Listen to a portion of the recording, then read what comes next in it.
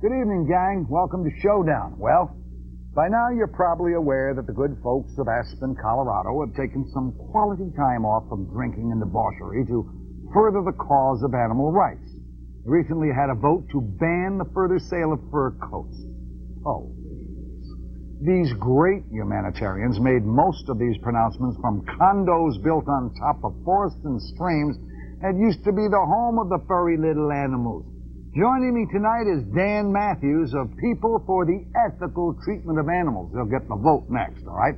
Along with Radical Radio's Lynn Samuels sitting in for Richard G. Carter. Stay with us. We're going to skin you.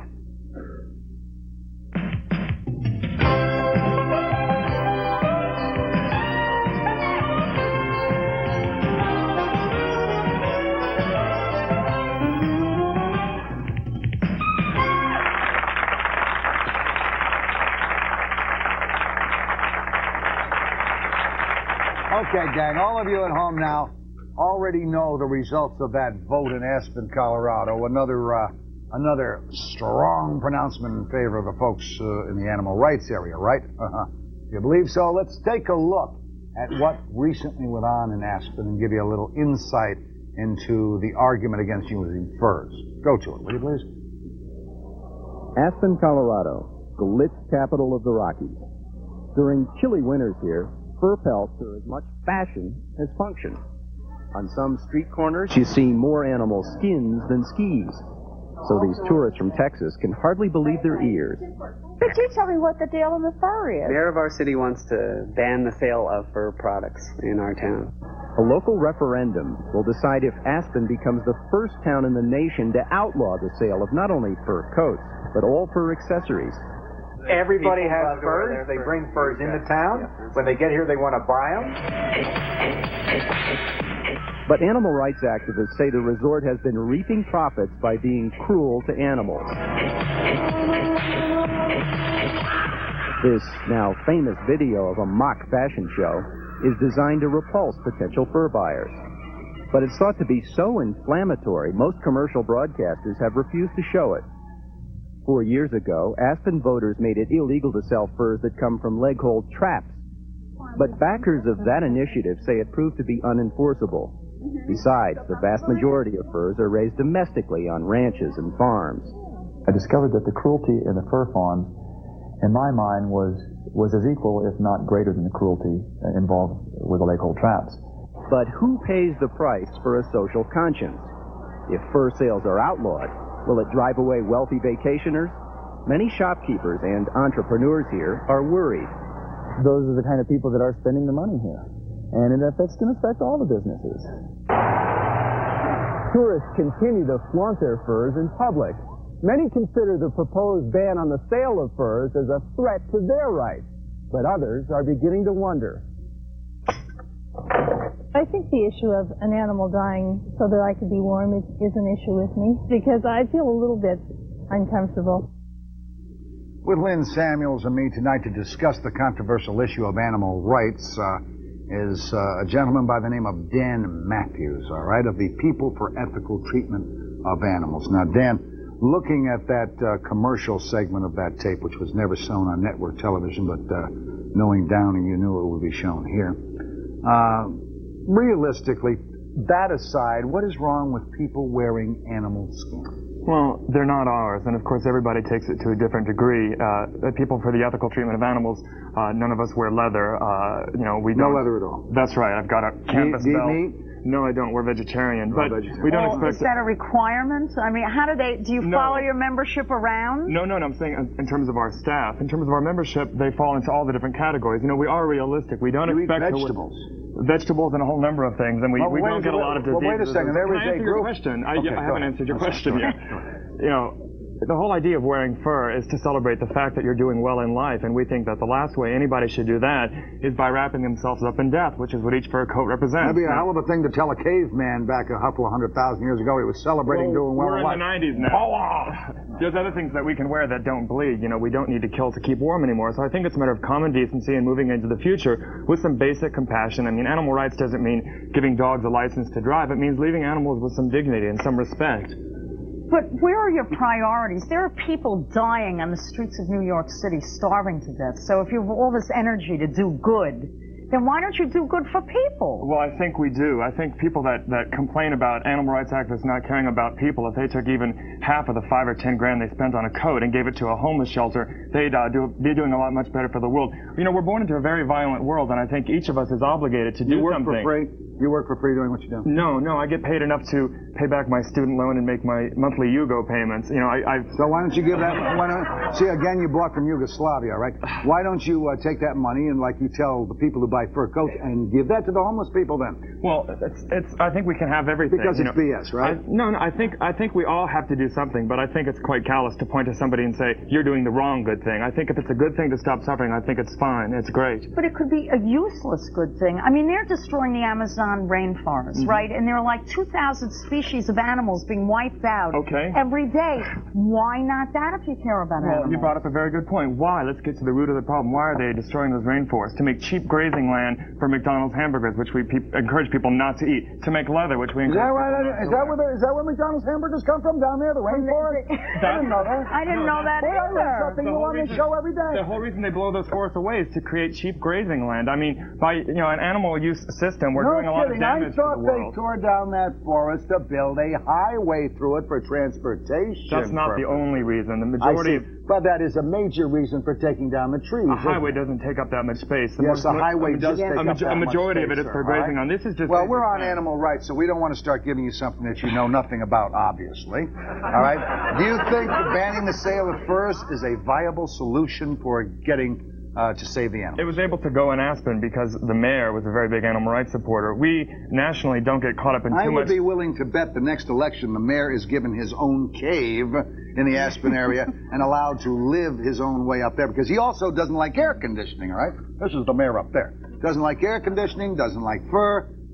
Well, I think he's quite courageous to take this step. I mean, nobody would take that step except for, I think, in Aspen, where we have somebody who's the mayor. But it's starting to be considered in other communities now. What we try to encourage people to do is take it as a social issue. We encourage people to speak out on the streets and confront people who wear fur verbally. What we do at PETA is we give out How about when you walk by and you get sprayed and you got a fur on? I think the people who do that are probably the ones who are too shy to confront people verbally, so they go down to the art supply store and I ran into one who was too shy, who sprayed yellow paint on mine. He's not shy anymore because you can spot him for a mile with his big fat lip. Was that the same one who did the swastika on your forehead? I suggest anyone who's sprayed by someone when you're wearing your fur coat, smack them in the mouth as hard as you can. Because they have no guts to smack you back when they have to spray you. You don't say that that's the right thing to do. No, most of them sneak up behind you, so you don't even know you've been sprayed. I was trying to get the point across as to what we encourage people to do. We distribute these cards free to our member. They say, we'd like you to meet someone who used to wear fur. It has the facts about fur on the back. This is what we give to our members to give to people on the street who wear fur, and I brought one for each of you to keep.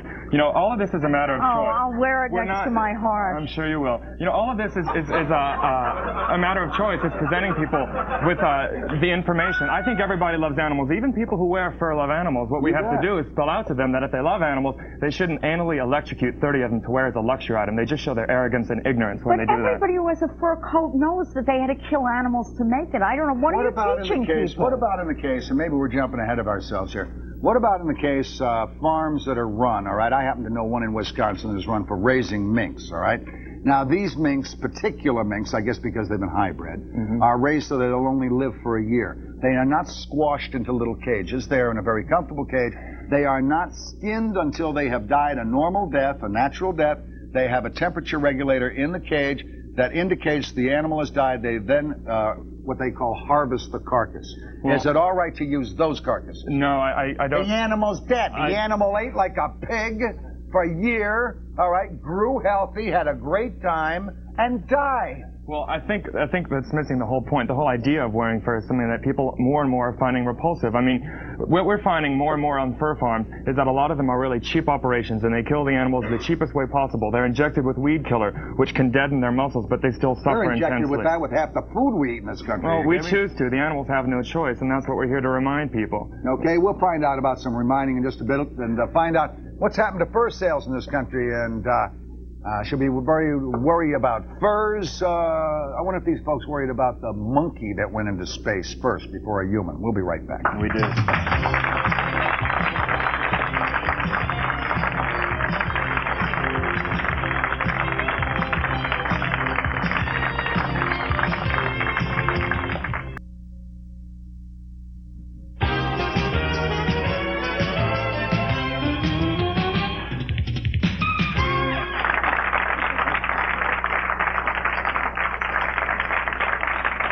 Let's move on to another area here, all right, with Dan Mathews, who is our guest, and of course Lynn Samuels, who are our co-host tonight.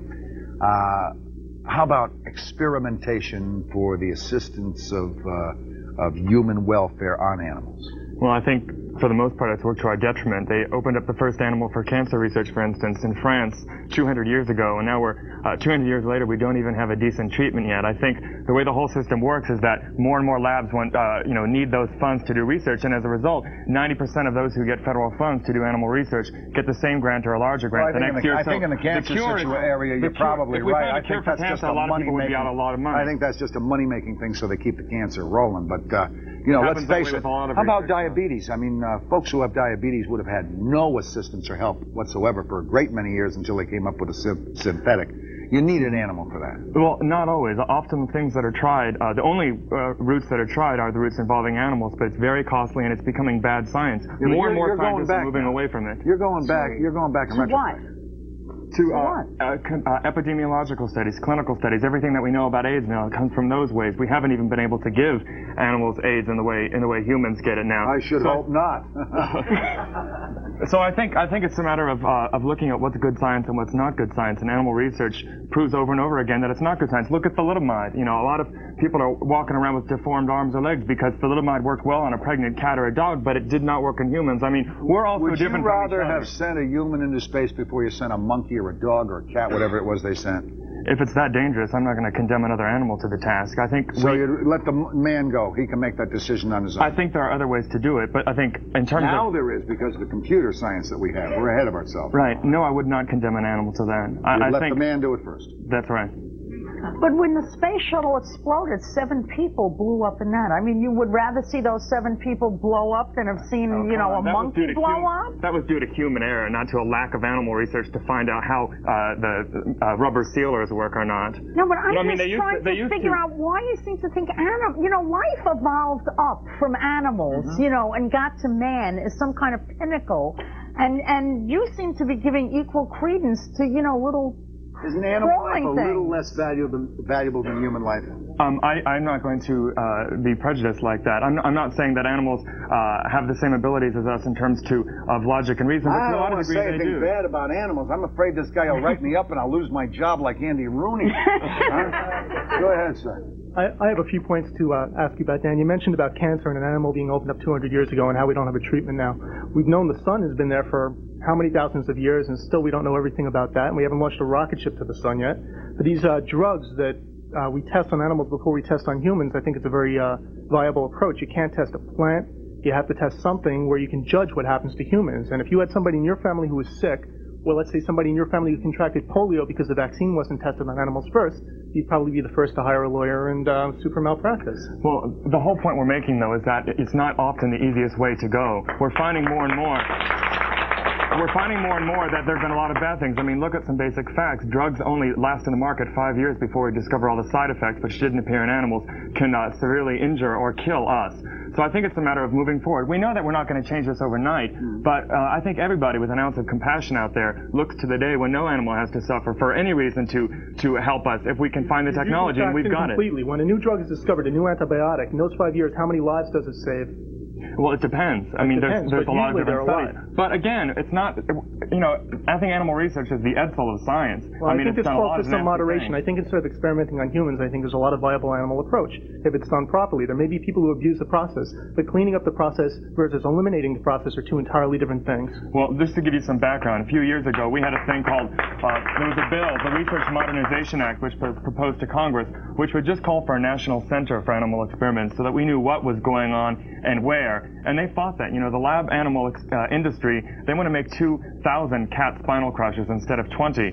The whole grant game is proved... No, he's not wrong in that area. I know some people who raise animals and who treat them very unkindly, all right? In conditions that you certainly wouldn't let your dog Fido live in those conditions. And they raise cats to have larger veins, monkeys to have longer arms, a lot of things. It's a horror story. I think once we clear away some of that stuff, we'll be able to see things more clearly. I'll tell you what, we're going to move on to the next segment in just a second, and I'll ask the question, will the fur freaks make us all into vegetarians? Wait till you hear some of the responses to this. Stay with us, please.